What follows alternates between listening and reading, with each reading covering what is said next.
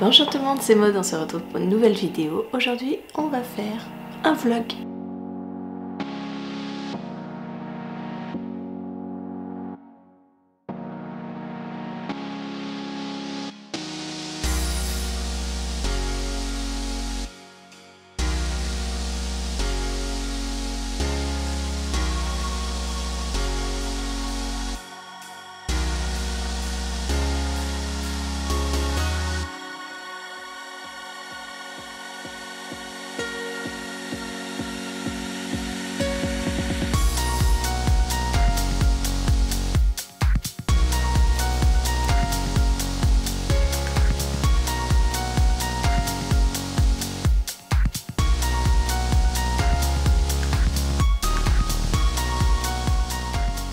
Nous sommes le samedi 20 janvier et hier soir a commencé le premier week-end d'Amil de 2024. Je continue à suivre ce challenge parce qu'il m'apporte pas mal de choses.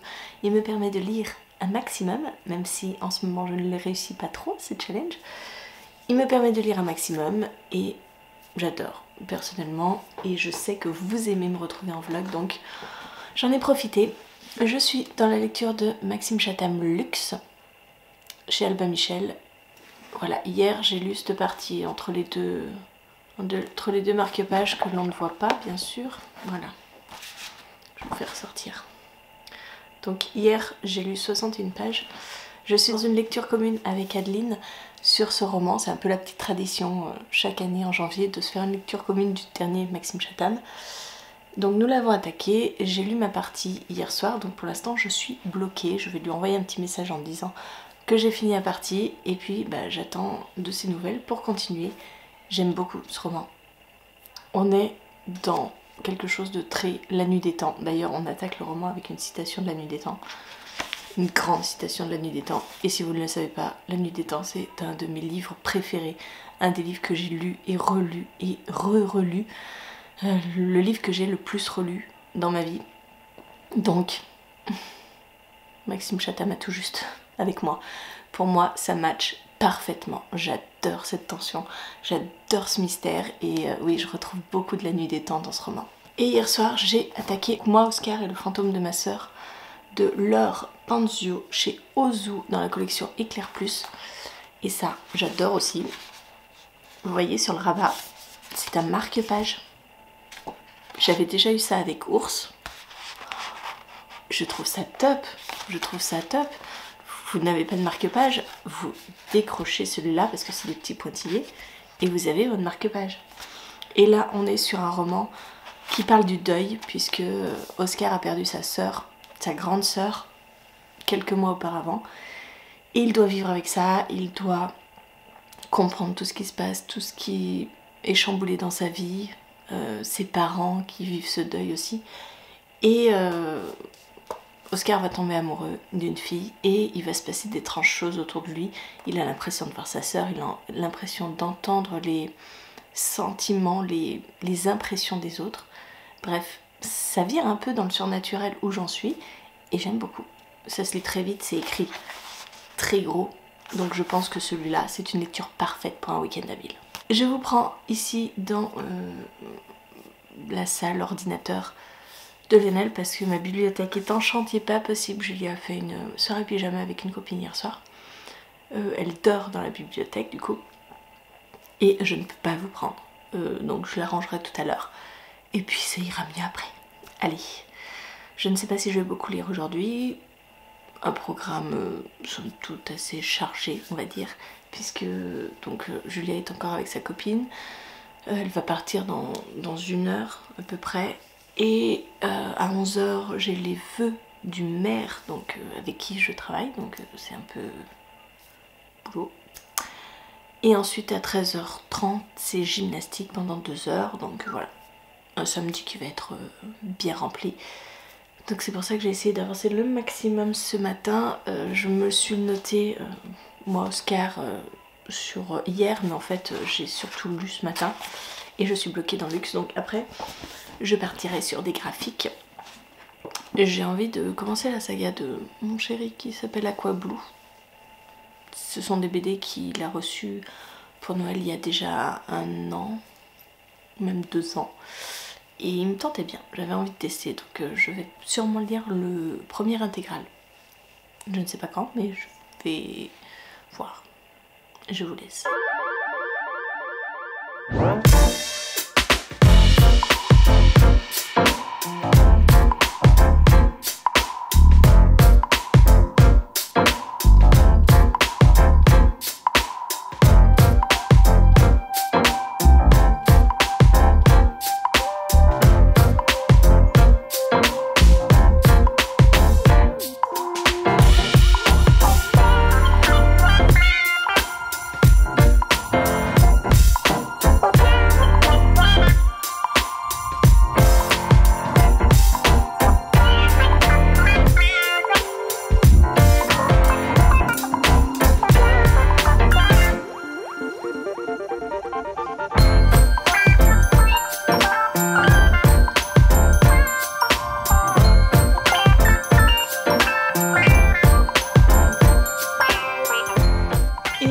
Petite balade au soleil, ça fait trop du bien. Je reviens des vœux du maire, il est 12h20, donc je me redirige à la maison pour manger. J'ai pas avancé. Si, j'ai lu 3 BD ce matin. 3 BD. 3 ou 4 ? Non, 3. Rose. C'est une BD qu'on a vu pas mal passer il y a quelques années. Et c'est Rose 1, 2 et 3. Donc ouais, c'était sympa. Je vous en parle plus tard.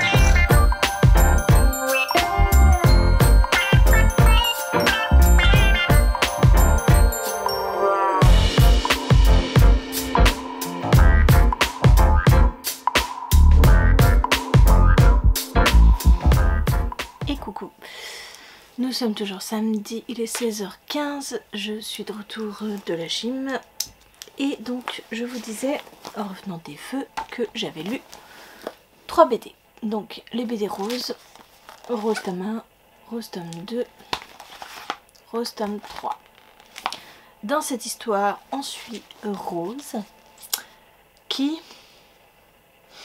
à la mort de son père, va commencer à enquêter sur l'affaire en cours de son père qui a probablement conduit à son décès. Rose a une particularité, c'est qu'elle se dédouble. C'est-à-dire que son corps reste un endroit et que son esprit vagabonde ailleurs et peut surveiller les conversations des autres qui se croient seuls alors que Rose est à côté d'eux. C'est une particularité qu'elle a depuis l'enfance. Je vais vous montrer une planche, vous verrez. Hop, tout au début, je ne vous spoil rien. Voilà. Vous voyez, en fait, quand elle vagabonde chez les gens en tant qu'esprit, c'est en noir. Dès qu'elle réintègre son corps, on a de nouveau de la couleur. Voilà, c'est comme ça assez régulièrement.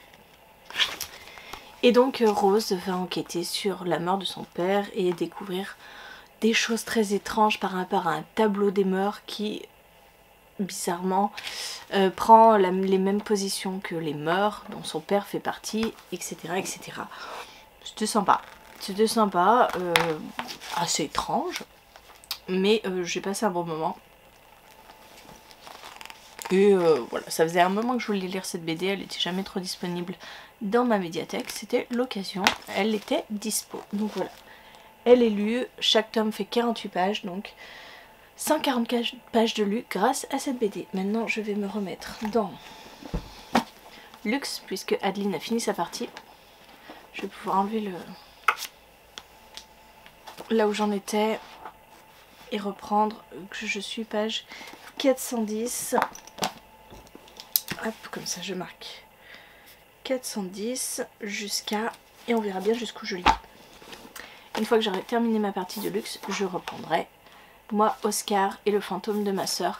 Ça commence à devenir intéressant parce qu'on part dans du surnaturel maintenant. Jusqu'à maintenant c'était vraiment les états d'âme d'Oscar, comprendre son deuil, comprendre ce qui se passait dans sa tête face au décès de sa soeur. On ne sait pas ce qui s'est passé pour sa soeur, on a compris que c'était un accident mais on ne sait pas. Je pense qu'on aura une explication plus tard. Là oui, Oscar commence à voir des choses. Donc j'ai hâte de me replonger dedans, mais d'abord luxe en priorité. Parce que j'aimerais bien le finir quand même ce week-end. Il me reste un peu moins de 100 pages. Donc c'est possible.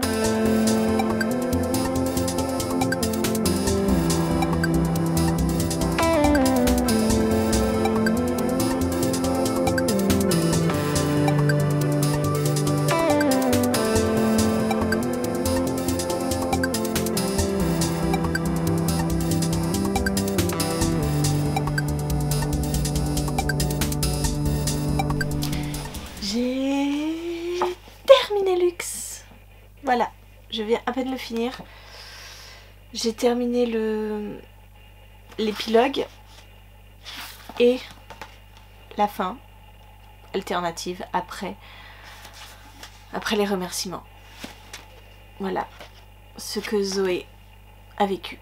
Troisième partie. C'est la conclusion pour ceux qui veulent une fin. Absolument, un roman. Et c'était top. J'ai adoré ce roman. Voilà.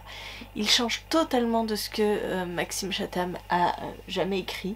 On n'est pas dans un thriller, on est dans de la pure science-fiction. Une boule lumineuse apparaît au-dessus de l'Atlantique. Et voilà. Une équipe de recherche va faire des recherches pour savoir ce qu'est cette boule lumineuse.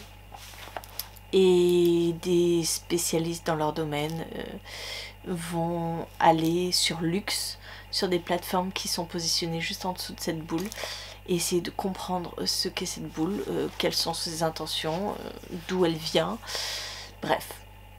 Et là on suit Zoé qui est romancière, elle a écrit 2 romans, et Zoé a une fille qui a vécu pas mal de choses puisqu'elle elle n'est pas née fille, elle est née garçon. Elle a fait sa transition à l'adolescence et voilà, donc elle subit pas mal de choses. Bref, ce roman c'est une rencontre, c'est une réflexion sur ce qu'on a envie de voir là-dedans, ce qu'est Sphère. C'est une réflexion sur l'humanité, sur tout ça. Et il y a beaucoup de similitudes avec La Nuit des Temps, un de mes romans préférés au monde. Et j'ai adoré ce parallèle. J'ai adoré que Maxime Chatham se plonge là-dedans et nous sorte quelque chose de si différent de ce qu'il fait d'habitude. Bref, c'était un super roman. Super roman, j'ai adoré. En règle générale, j'adore la plume de Maxime Chatham. Il arrive à me transporter. Et là, ouais, faire cet hommage lumineux à Barjavel, et ben ouais, j'en suis toute bouleversée. Voilà, c'est... Je pense que c'est un de mes préférés, Maxime Chatham. Vraiment, c'est... ouais. Bref, du coup, avec cette lecture, j'ai lu 95 pages de plus. Donc aujourd'hui, je suis à 235 pages, 36 pages, quelque chose comme ça. Je suis nulle en calcul. 236 pages plus 154 pages d'hier. 236, 390, 380 pages, un truc comme ça. Bon, on n'est même pas encore la moitié. Donc je me replongerai là tout à l'heure. Il faut que j'envoie un message à Adeline pour lui dire que j'ai fini Luxe.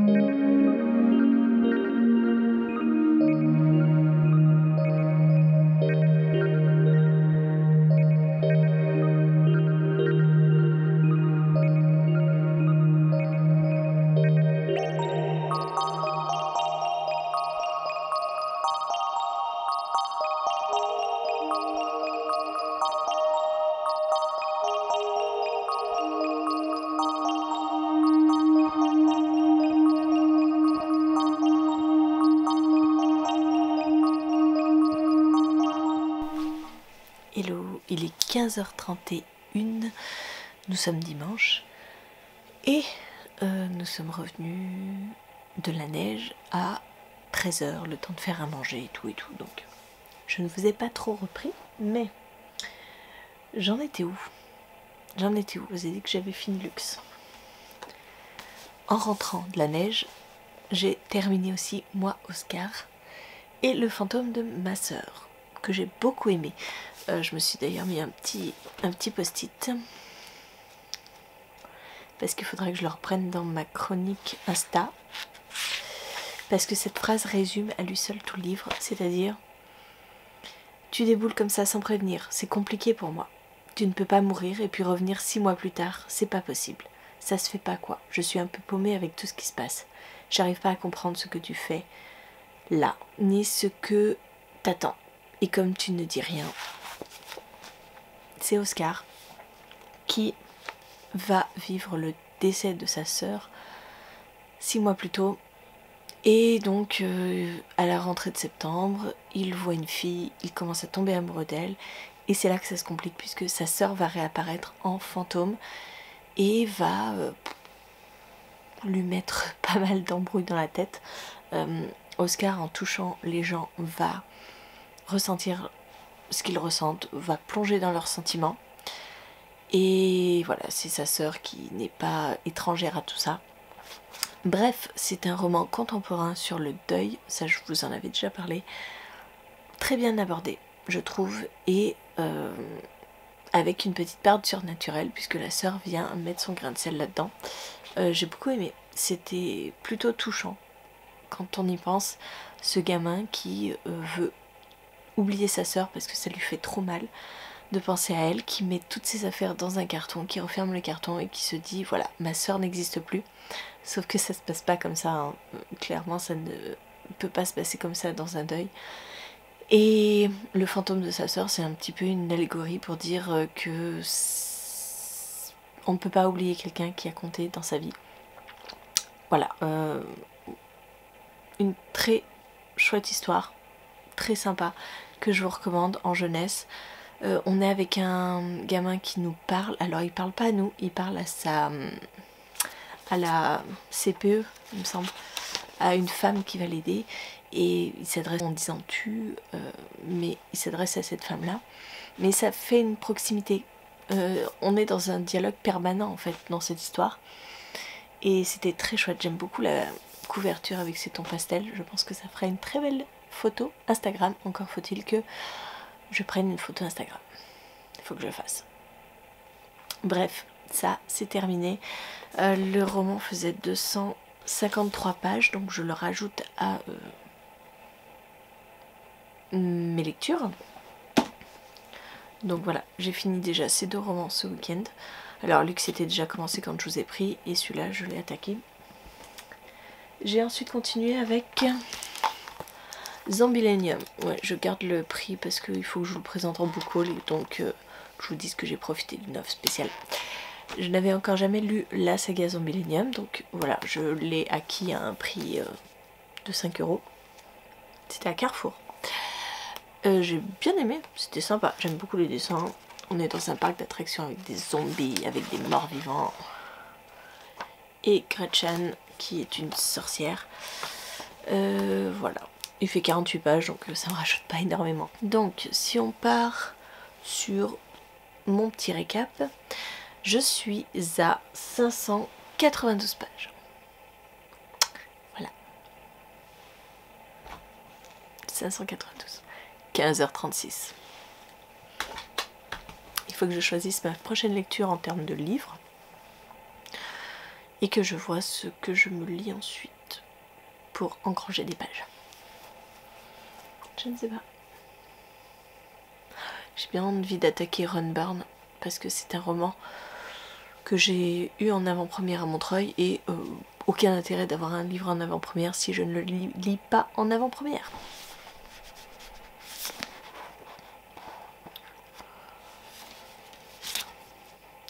Ah oui, ça c'est une illustration que j'ai eue quand j'ai fait la dédicace de Langrange-Temps. Je l'avais mis dans Runburn parce que l'engrange-temps, je l'ai laissé chez Marilyn. Donc je voulais quand même avoir l'illustration de Sophie. Elle est jolie, hein. Puis elle brille. Bref, c'est bien, on retrouve des trucs dans les livres quelques mois après. Donc je vais peut-être attaquer Runburn. Mais avant ça, je vais peut-être me lire un livre graphique, histoire d'avancer. Et en termes de livre graphique, j'ai envie de commencer une saga et de découvrir Aquablue. C'est à mon chéri. Il y a quand même pas mal de pages. Ouais, on est sur du 250 pages, quelque chose comme ça. Et il a les 4 premiers tomes en intégrale. Donc voilà, ça fait peut-être un an et quelques qu'il l'a, puisqu'il l'avait eu à Noël. Et j'ai bien envie de voir. Parce que je ne connais pas. Ça date d'il y a pas mal d'années, puisque lui il lisait quand il était ado. Donc j'ai envie de voir ce que ça donne. Donc je vais commencer ça. T'as enclenché? Ouais, c'est bon.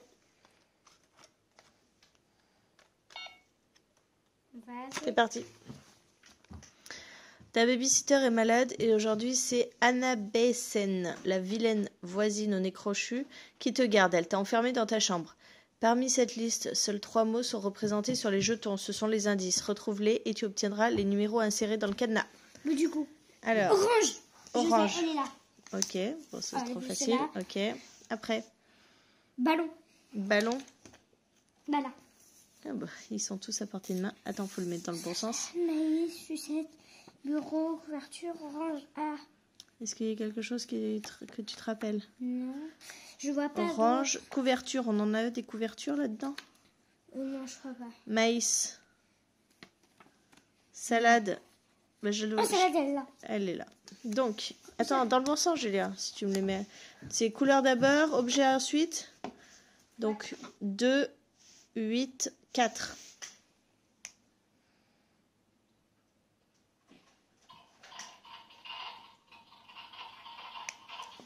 Voilà, c'était un niveau 1. Faudra en faire un plus dur. C'est parti.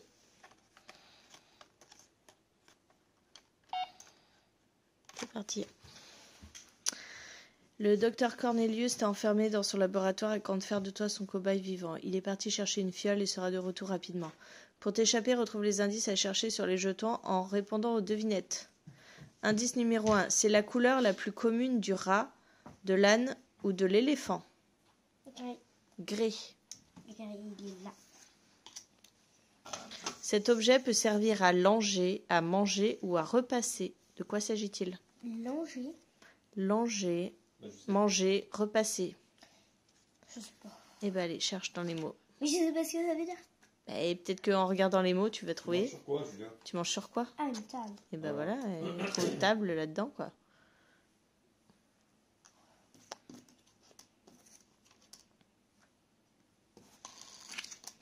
Je sais pas s'il est pas comme ça, table. Il me semble que j'ai vu, mais je sais plus comment je l'ai vu. Je crois que c'est en faisant ça. Là, il y en a une nouvelle là que je t'ai tournée. Ah, bah voilà. Et le dernier. Et celui, c'est il met là. Hein. Oui. Quel fruit tombe du poirier? Une poire. Bah, poire. Trouve poire. Oui, il n'y a pas. Tu l'as pas, poire? Bah, il doit bien y avoir. Hein. Si le fruit tombe du poirier, c'est une poire. Je crois qu'il est comme ça, non? C'est pas une de terre plutôt. Il me semble que moi je l'avais vu comme ça. Hein.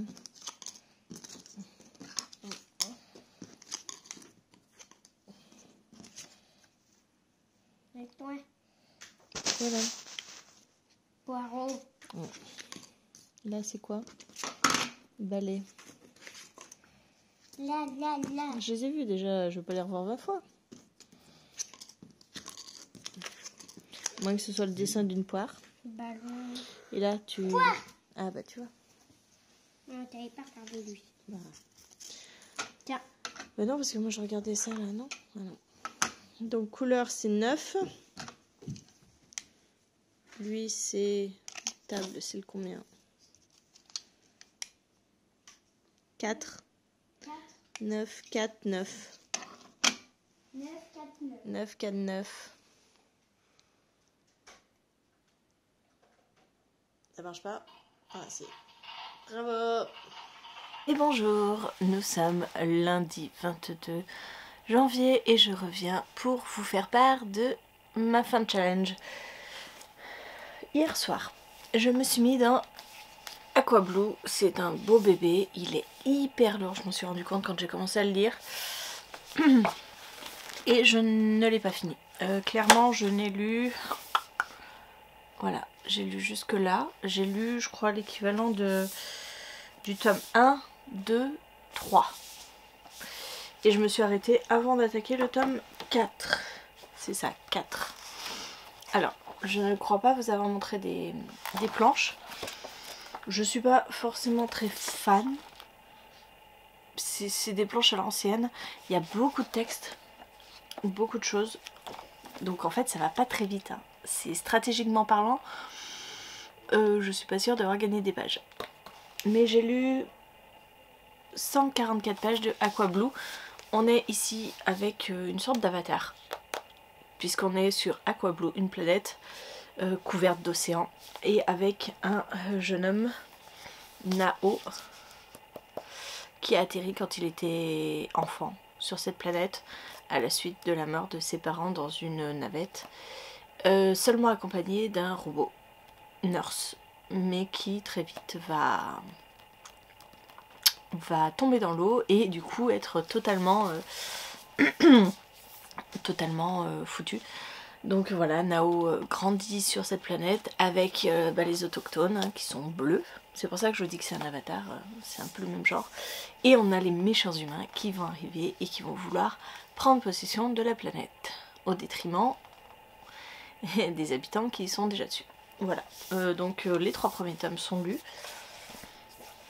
Et ensuite je me suis mis dans Runburn, mais je me suis assez facilement endormie dessus. Quand j'ai commencé Runburn, il devait être 21h30, quelque chose comme ça. Et alors c'est très bien, hein. J'ai continué d'ailleurs ce matin. Mais j'ai pas fait grand chose hier soir. J'ai dû lire 20 pages hier. Donc clairement, je ne suis pas arrivée à 800 pages. Je me suis arrêtée à 760 pages, à peu près. Donc c'est raté pour cette fois. Mais bon, je suis quand même contente d'avoir pu finir ces 2 livres et attaquer celui-ci, qui est sur de la mythologie nordique. On y suit Tyr, qui est un jeune homme qui est très passif, ou même très stoïque. Il montre très peu ses sentiments, on a presque l'impression que rien ne l'affecte, jusqu'à ce qu'il voit son amie elle se faire maltraiter par un gars du village, une grosse brute on va dire, et il pète un câble et il casse une pierre, une énorme pierre, juste en donnant un coup dessus. Il est subitement pourvu d'une force phénoménale. Bref, voilà, j'en suis là. Je ne sais pas exactement d'où vient cette force, d'où vient ce sursaut de vitalité.